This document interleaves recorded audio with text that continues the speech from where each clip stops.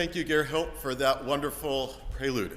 My name is Austin Wilson. I'm the Director of Music here at St. Andrew Presbyterian, and I am thrilled to have you all here, especially on this rainy and cold Saturday. There will be a reception following the concert out in the atrium.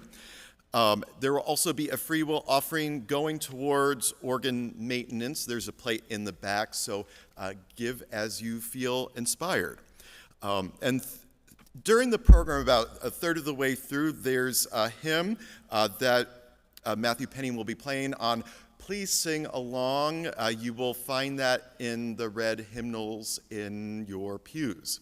And so you're in for a treat today with a program of wonderful music and stories about the Krapf organ. Now let me introduce Matthew Lang, who has a few remarks for you.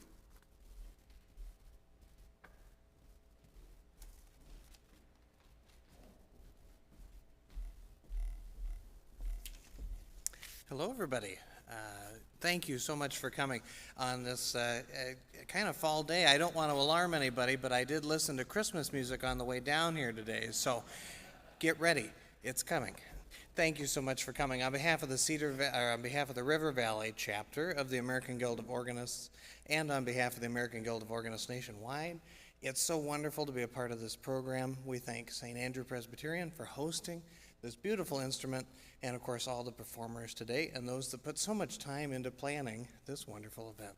So if you have any questions about the chapter, about the American Guild of Organists in general, what we do, what we support, what we're here to help with, come talk to me, or we have Dr. Barland and Dr. Mark Baumann back here as well, past deans of the chapter. You are going to get to hear from Dr. Brett Wolgast today, but he is at home recovering from hand surgery, so we wish him well in getting better soon so he can continue making beautiful music as well.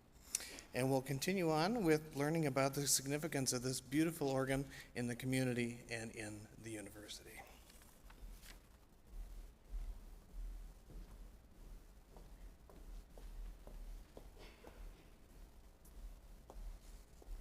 Good afternoon.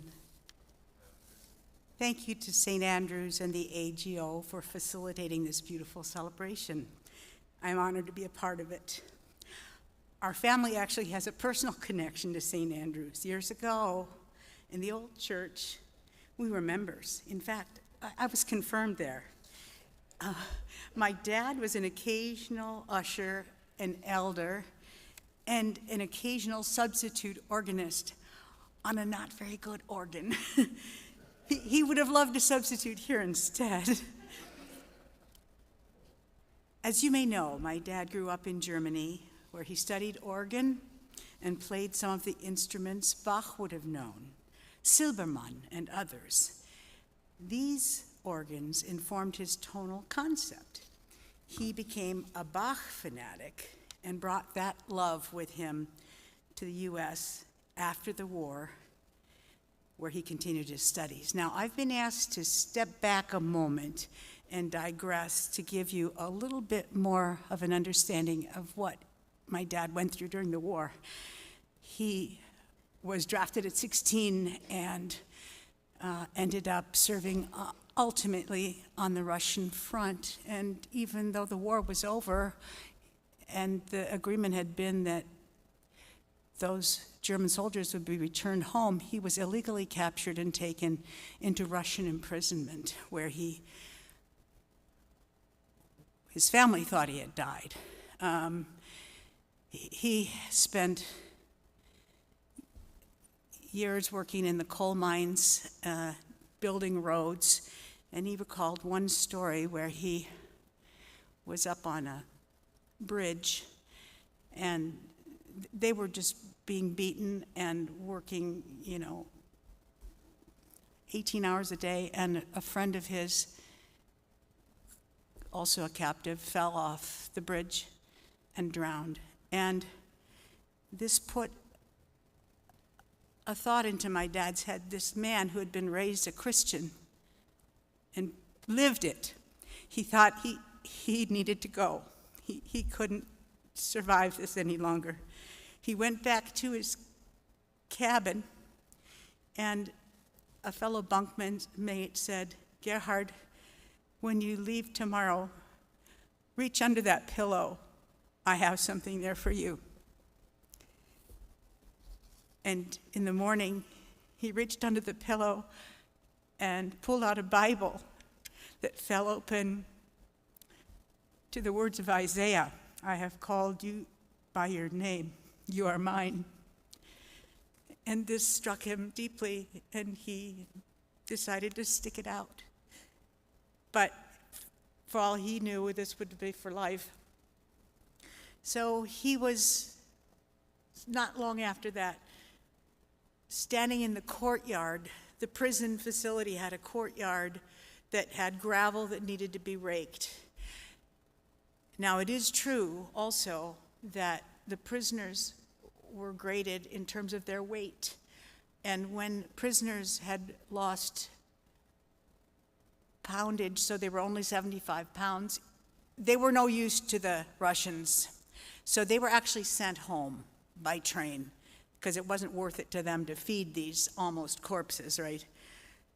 So my dad was raking the courtyard one morning as the train was being loaded. And it turned out that 3 prisoners had died during the night. So the Russians were very big on getting their numbers right. So they needed to fill those 3 slots. And the soldier yelled at my dad and 2 other people, 1, 2, 3, get on the train. So they get on the train, and they suddenly start to realize they're on their way home. So train arrived. My dad got out, went to the train station looking for a phone. His family thought he was dead. His dad, a beautiful, devout minister, mourned the loss of, obviously. So my dad used the phone, called home, and heard his dad answer, and he couldn't speak. He didn't think he should speak with him. He said, "Is my brother Boop there? He went through all his siblings, nobody was there. It was just his dad. So he said, "Weißt du, wer das ist? Do you know who this is?" He said, "No." And he said, "Es ist Gerhard, dein Sohn." And the old man wept in the phone and couldn't believe the good fortune. So my dad got on the train, drove back to this Offenburg, which was near where he lived, gets out, walks home, and the street is lined by his former choir members. The choirs he conducted came out to greet him. So that's just the little P.S. That's what I was asked to tell you, so you give a more personal understanding of his foundations of faith. My dad was a strong believer, and for him, church music was his highest calling. I should note, now this is back to my prepared remarks, I should note that Bach inscribed all of his compositions with the words, Soli Deo Gloria, glory to God alone. For my dad, these words embodied his own belief that music conveys God's spirit, and that as teachers, composers, and performers, we are vessels for God's work and spirit. In fact, another slight digression, when I was practicing for this yesterday, I was thinking, God, I hope I do. And into my head popped something my dad used to say before I'd go out and perform to every student before recital. Just play the music, forget about the damn notes. So I forgot about some of the damn notes, unfortunately. Upon graduation in the U.S., where my dad came to study, he then served as organ faculty member in several U.S. colleges and universities before being called to Iowa City by then music department chair Jaime Voxman, who asked him to start an organ department at the University of Iowa. When my dad arrived in Iowa City, the university had no organs. little hard, but through the generosity of Iowa City churches, he taught students on church organs throughout town. Gloria Dei, I remember in particular, in the Methodist Church. And he and students performed recitals there as well. Over time, my dad got approval to purchase practice organs so that ultimately the university boasted 6 practice organs. But still, recitals had to be performed in churches because there was no recital instrument. Despite repeated efforts, my dad was unable to get approval for the building of a recital instrument. But one day, his dream was fulfilled. Willard Sandy Boyd, who later became UI president, approved the purchase and building of a recital organ. My dad was in seventh heaven. His vision for the UI organ department would now be complete. And from that day forward, Sandy Boyd rose to the status of deity in our household, joining only John F. Kennedy in that ethereal realm. Little did we know at the time that Sandy's work was not yet over. My dad interviewed countless organ builders. He was seeking a builder who could build a tracker action, mechanical action instrument, which in his view far exceeded the electropneumatic instruments in capacity for musical expression. And beyond that, my dad had a tonal concept informed by his German experience that required many things. I remember his insistence on an 8-foot stop with integrity that could support a principal chorus crowned by sparkling mixtures that weren't harsh. I remember him derisively explaining that some organs carried 8-foot stops with a soapy sound, which he rejected, of course. Many other conceptual goals were met by the Cassavant organ builder. Ultimately, Cassavant was selected and the work began. When completed, a beautiful instrument it was, sitting as a crown in Krapf Recital Hall. And it even boasted a lovely Zimbelstam. My dad and Del Disselhorst gave many lessons on this instrument. Organ seminars were conducted there and many recitals given, including my own. For many years, it was a joy to play that instrument. But then, alas, came the flood, destroying many buildings, including Clapp Hall. Miraculously, the Cassavant organ, sitting high above in Clapp Hall, was not in any way damaged, but yet it was slated to be destroyed along with the scraps of Clapp Hall that needed rebuilding. Such devastating news. But then entered Sandy Boyd, again, to save the organ. He negotiated with UI administration. He found the St. Andrew's congregation as a willing recipient and managed to secure the organ's transfer to this sanctuary. What joy. And today, we are celebrating this instrument and all those who made possible its survival. I think that right now, my dad, Del Disselhorst, Sandy Boyd, and J.S. Bach are up there having a cup of coffee, as they often do, and joining us in spirit to celebrate. This is a joyous afternoon. Thanks again to all. Soli Deo Gloria.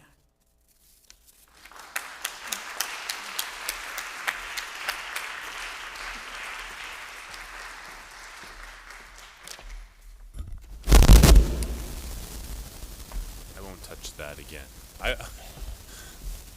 Hi, my name is Greg Hand. I'm the organ professor at the University of Iowa, so I'm the successor to Gerhard Krapf and Dolores Bruch and Del Disselhorst. And I'm going to talk a little bit about this organ, but really I want to talk about some of the relationships that have created this organ and have created our organ studio. It's an important thing. So one of our main rules in our organ studio is after you play, you're not allowed to acknowledge the organ. You see this quite a lot in organ recitals. We don't allow that because the organ is an inanimate object. I've never seen a violinist after they play.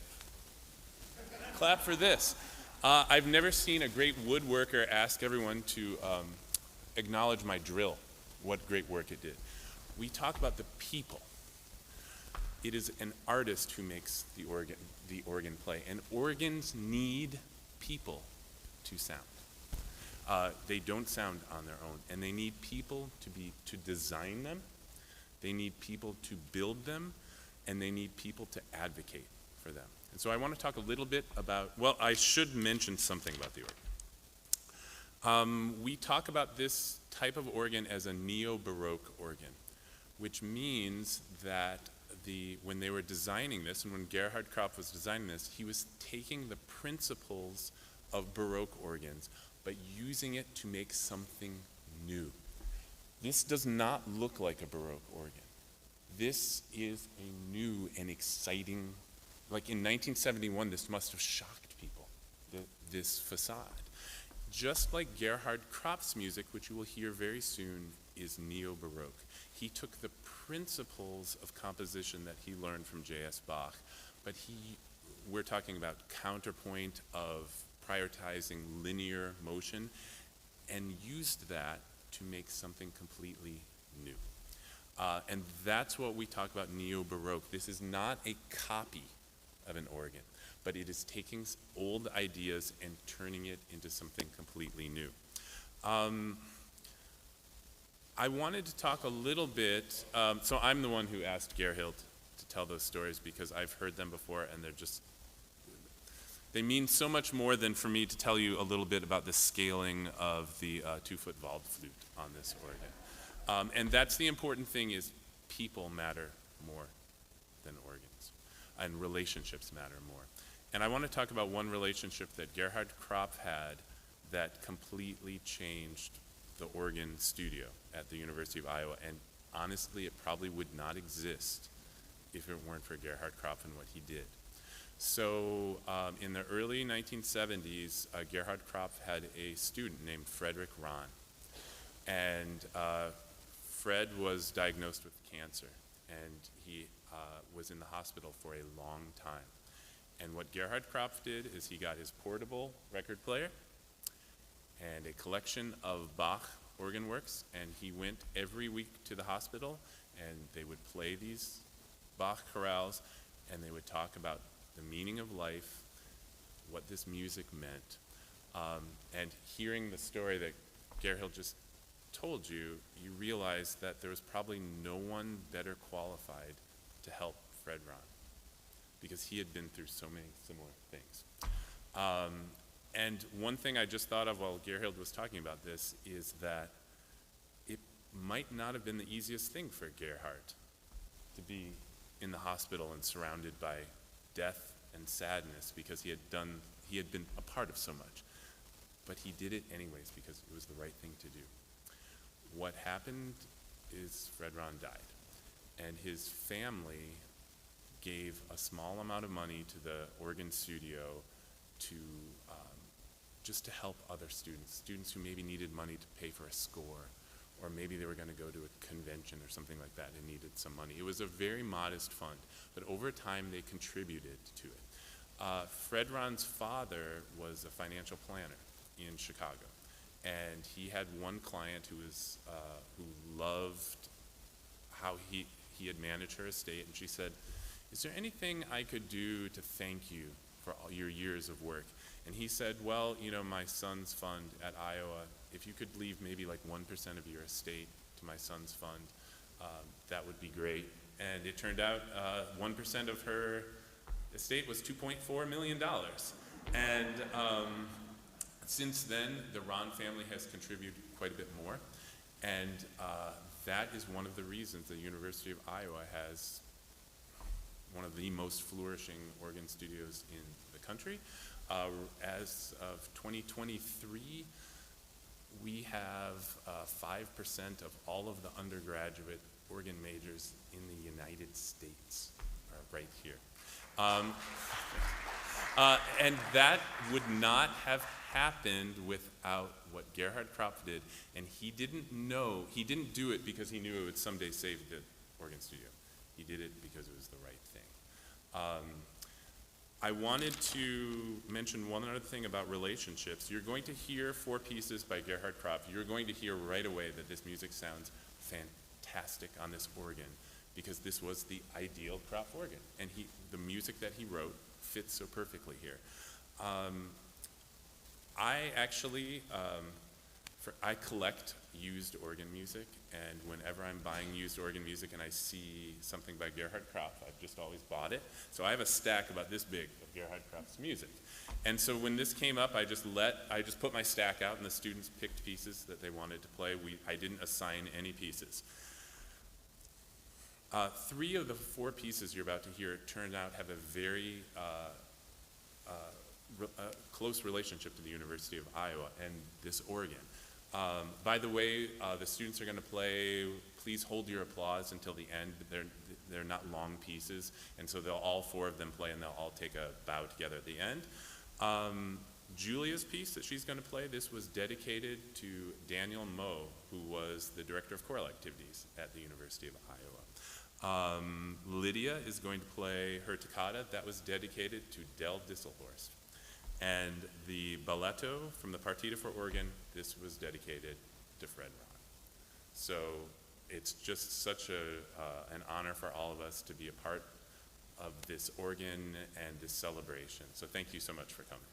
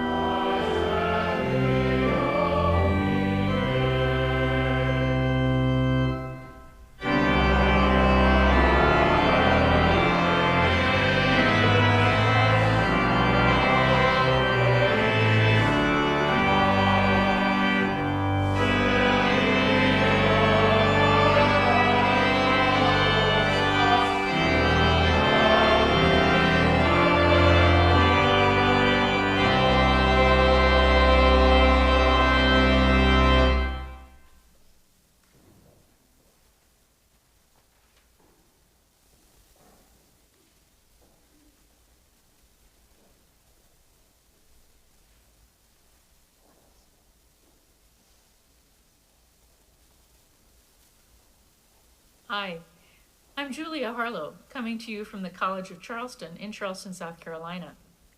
I'm happy to add my voice to the many tributes to the Krapf organ. Actually, this instrument was really pivotal in my decision to become an organist. I went to University High, which no longer exists, but it was located in what is now North Hall at U of I, right across the river from the old music building.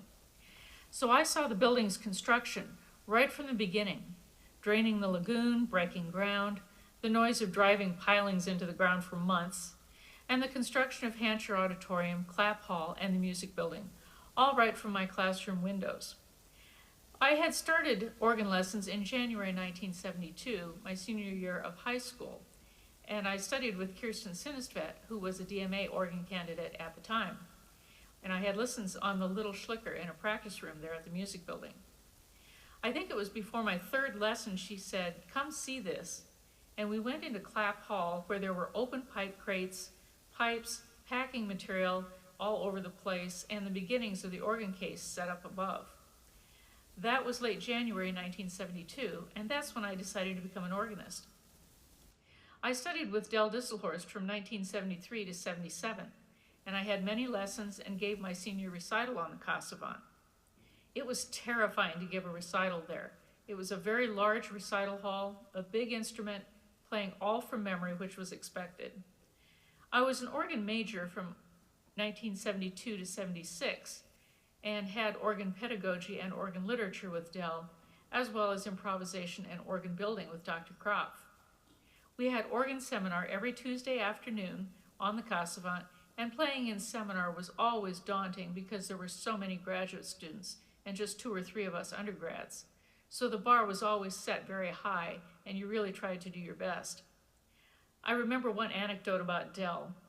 I remember watching him practice trio sonatas on the small Cassavant, metronome clicking away at the side, he playing all the parts from memory while singing one. I also got to know the instrument in Clapp from the inside out. My work-study job was to assist the organ curator, Carol Hansen. So when there were repairs or the twice-yearly tuning, I was there. This was many hours of holding a manual or pedal key for several minutes at a time. I got lots of fingerings and pedalings written into music in those hours, and it taught me a very great deal about tracker organ building. After the flood of 2008, I know it was a very long process for the organ to find a new home, but I was really glad to see that it stayed in Iowa City and have played it there at St. Andrews. Going back to play it is kind of like visiting a very old friend, and doing so brings back a lot of memories. Thank you to those whose efforts preserve the instrument, and also to Austin for the opportunity to participate in this gathering. I hope the Krapf organ has many happy years in its new home and players who appreciate it.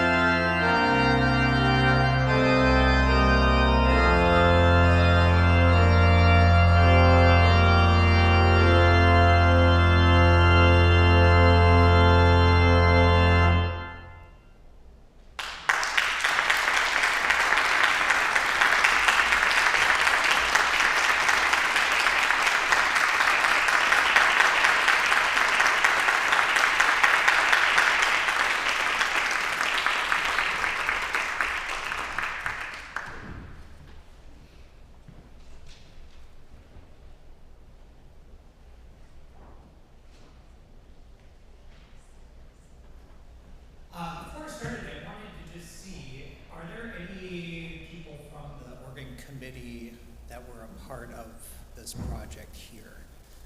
Or did we completely wear you all out? We did this. That's fine.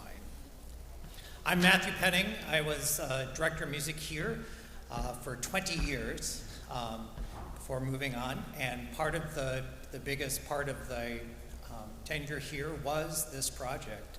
And so I'm pleased to come before you and offer some insights and some things that you may have not heard about with the relocation and about the organ.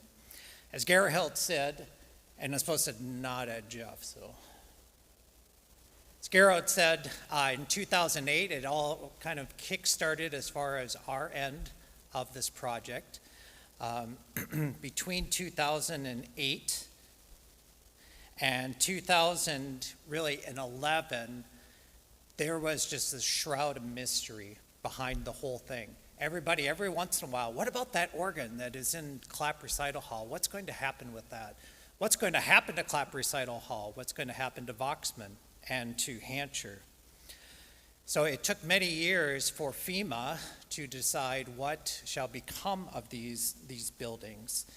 And in case the building was to be refurbished, they did take care of it. And you can see the big umbilical cords coming out of the front doors of Voxman here.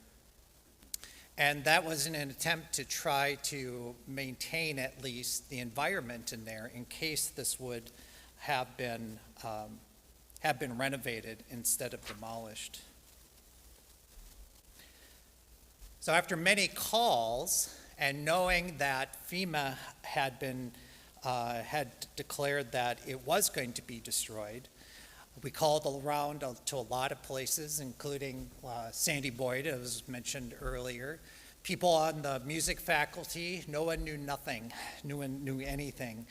And part of that was just wrapped up in that it was out of their hands at that point. And so as we kept digging, and just out of morbid curiosity too, is to figure out what is happening to the instrument. At the same time, St. Andrew was beginning to look at relocating, building a larger facility. And so the seed was planted that this might be a possibility. Who knows? There's a lot of instruments that are being reused across the nation. We already had an organ internship program here at St. Andrew, and so we had a natural connection already to the organ studio.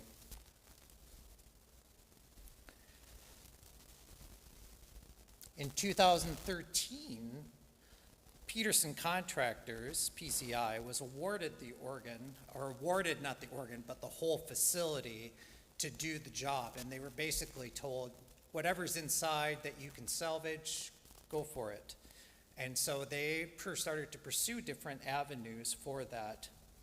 They contracted with Dobson Organ Company from Lake City, Iowa, to start to do an evaluation of the organ to see what kind of money they could get from it. We had a small group from St. Andrew, from St. Andrew that was able to meet with John Panning one time in a darker room than this, with flashlights from our phones. A kind maintenance person jerry-rigged up power to the instrument, and we got it turned on, and it was able to breathe again. There was air in its lungs. By now, though, there were several pipes that had been stolen by this time. Students probably got in. The bench was missing. We don't think that they actually stole the bench. We think that was one of those work permits that said to destroy all benches at the University of Iowa because they were water damaged, but of course this one was not. So anyway, we were doing our due diligence and trying to figure out, is this an instrument? What is its condition? What is the likelihood that this can be indeed saved? The picture you're looking at now is our Lynn Dobson, who was here on a visit in one of our consulting sessions with the architect from Elevate out of Grand Rapids, Michigan. to see, again, what would it take to have this be a part of this new facility. And it happened that the building plans at that time were in its beginning stages. And so in some ways, the building was built around the organ to be able to accommodate that. Several proposals from different institutions, including Wheaton College, put in proposals to get the organ and made offers. We made the maybe bold decision and bold choice to say, you know, you'd be better off if you just donate it, and you can write off a lot more money on that and look like the hero in Iowa City by keeping the organ here. And it only took a couple days later, and we got the offer. So, but on contingency that the organ had to be out in 3 weeks. So during all that time, in our conversations with Cassavant and Dobson, we were kind of everybody was on hold and holding their breath. So we gave the word. Dobson was the ones that were available at that moment. And so on August 26th, removal began during the hottest days of the summer. And as you can guess, there was no air conditioning. In much the same way that Greg mentioned earlier, that this really was a community effort, not just from the folks at St. Andrew, but across the nation, for those who sent in support, for those who gave their time and energy and passion for being able to save this treasure. And so very much, as Greg said, it was a work of the community and of the people.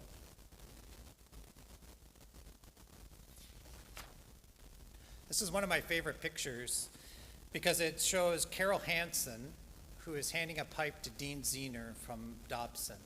It's almost a handing off in some ways. Carol Hansen was probably part of the organ and had a more intimate relationship with it than anybody else. He was in his early days of Cassavant when it first went in, and he was near retirement here at this stage, but came in to offer his expertise.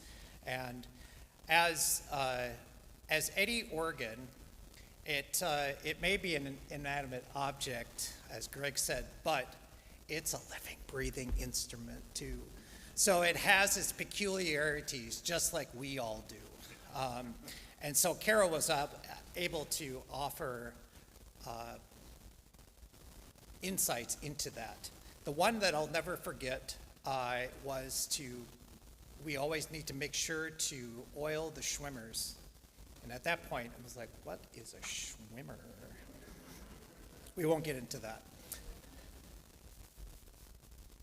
So over those 2.5 or so weeks, slowly, the organ started to be dismantled and to find its place into crates. And we'll see if this video works. With infective endocarditis within the next year. KCRG. Work is underway to move this massive organ from the University of Iowa's Krapf Recital Hall. The music hall was damaged in the 2008 flood, and crews are now demolishing that building. But this week, contractors are salvaging the organ to move it to St. Andrew Presbyterian Church in University Heights. And the hot weather is not making the job any easier. There is no air conditioning here at Krapf. That has been all removed. We have big industrial fans trying to move air, and that so far has helped. The organ has to be fully removed by next Friday for the demolition of the building, but with repairs, it won't be playing music at St. Andrews until the spring of 2015. After 2 years practicing, the Hawkeyes' That was new quarterback optimistic. said, So if you've ever been interviewed by news sources, you know that represents probably like a half-hour interview where I actually told something worth more than the temperature. But anyway, we were grateful for the press that we got. And there finally is an empty hall. And the last one is one of my favorite too, is, I think it's a video, Jeff. Yeah. The last bits Heartland Express, the local trucking company, donated all their shipping and trailers for us. So now it's on its way to Lake City, just in time. So that is Voxman. So literally, it was within days. We knew that some of the parts, some things needed to be cared for, renovated, reconfigured to be able to fit into a space and to be able to be still very functional as then a church organ instrument. For instance, a swelled positive coupler was added, something we listened to, talked a lot to Dell and to others, and that was like, it always rose to the top, put a coupler in. Those of you that are organists just know that that's something that, it may sound small, but it was a big thing. So all the parts were over at Dobson. During that time, one of the largest pipes failed and fell, and resulted in, we had to replace, I think it was 3 or 4, somebody can correct me on that. Just the metal decided to fail, and so we had that, so that won't happen again.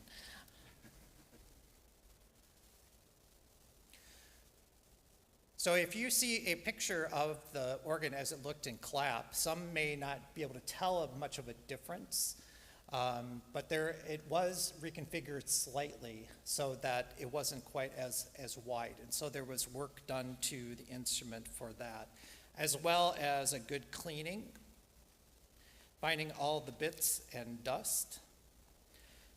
So while that was going on, we were doing things with fundraising and raising community awareness. So in 2014, Gerhild and Dell gave a concert at First Presbyterian Church in town, which seemed also apropos since First Presbyterian has a Phelps organ. This organ was designed by Lawrence Phelps of Cassavant, and so it felt natural as well for that. And so we're grateful to them for doing that. Delays in building, it was fun. And so Dobson finally said, hey guys, how about this organ that we have stored here? So we had to return it to Iowa City, and in the coldest day of 2015, it moved to a storage facility, a heated storage facility just southwest of town.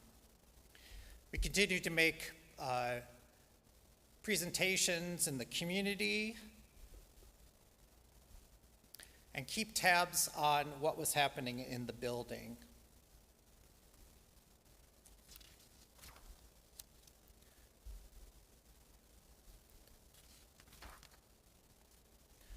Finally, in the fall of 2017, reinstallation began. And so we'll go through some of these rather quickly. But again, just notice that, and it's not only the parts coming in, it's the people that were a part of this whole project.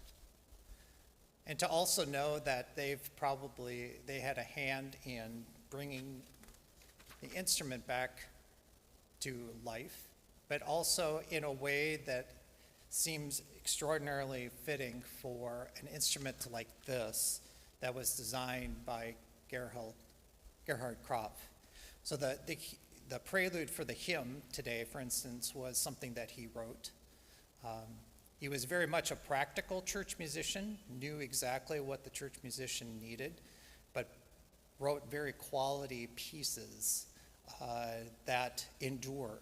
So things that I still use to this day.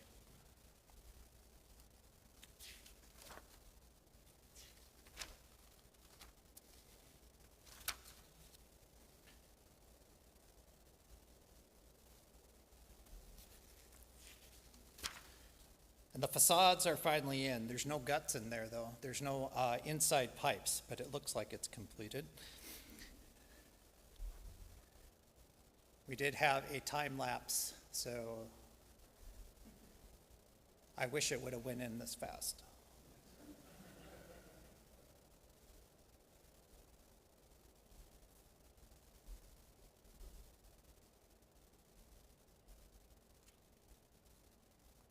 The organ was mostly held or stored on the floor here, as well as in the back room. As they needed things, things were brought up to the balcony.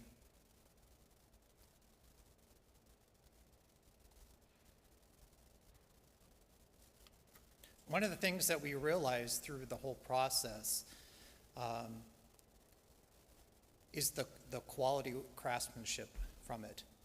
I grew up, my dad was a carpenter, and so even though we maybe don't give credit to the instruments, and maybe I would disagree with Greg on a little bit of this, it does make a package to what the music that you hear, or the things that you sit in, or the things that you see, or the pulpit that you hear the word of God being preached from, or communion that you are hearing. For instance, the wood from the old St. Andrew lot on Melrose.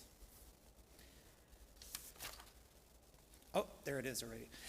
So you'll recognize this guy over here, David Meyer, and Shelley Mormon-Stallman, who is former director of music here, rededicated the instrument to a packed house. And so it was a fabulous time, a wonderful time to just see the outpouring of interest and desire to continue to see this instrument and its future. If you take a walk up the stairs, you'll see this plaque, and you can see the many names who made their own sacrifice to be able to have this instrument here and recreated in this new space.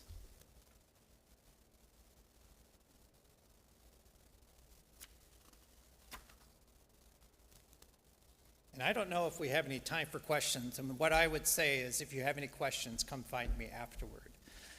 If you want more inside scoop, or if you want, as they say, the down and dirty, you can come and find me. But thank you so much for having me here and being a part of this.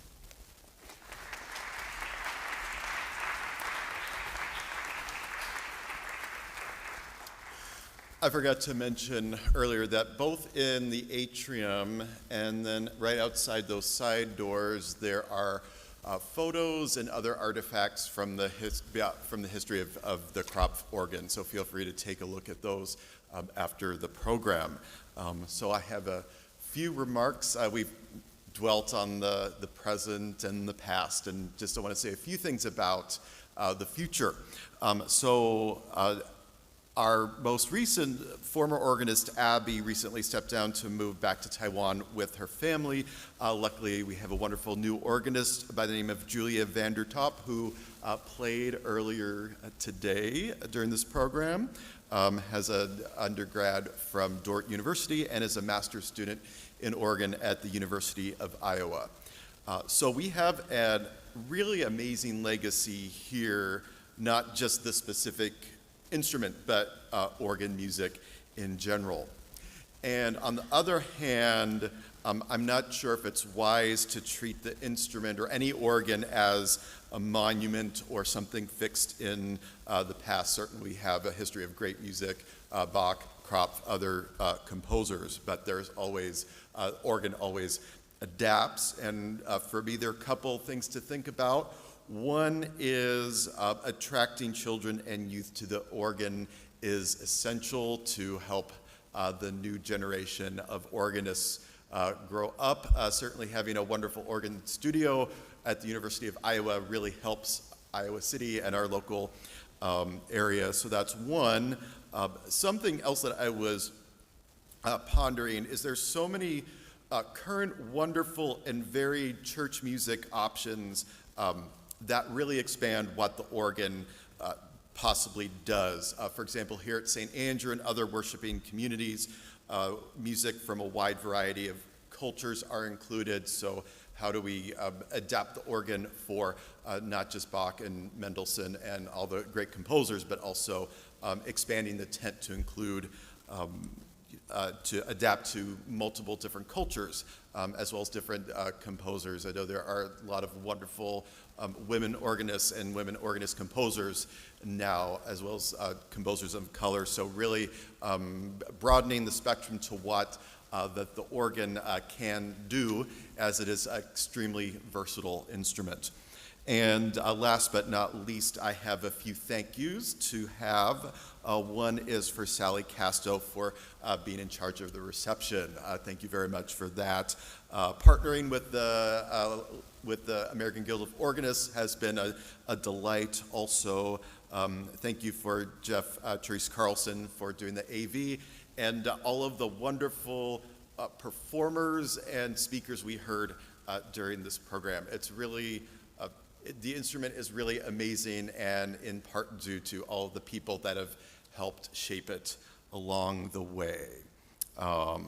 And last but not least, if you were so inspired to help keep towards the maintenance of the organ, we have a plate in the back that can take cash or check, and there's also a QR code that you can give to.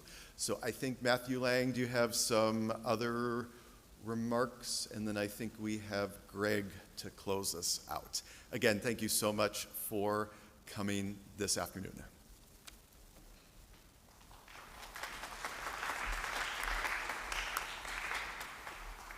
We want to thank Austin Wilson as well for being such a wonderful host today. I hope you've enjoyed this program as much as I have. What a blessing to be here and to learn more about this instrument. I think it serves as such a wonderful reminder that out of darkness, perhaps the story of this organ and perhaps the story of Dr. Krapf is that out of darkness comes light, and the light shines in the darkness, and the darkness shall not overcome it. So my reminder to you is that we have lots of other exciting AGO programs coming up.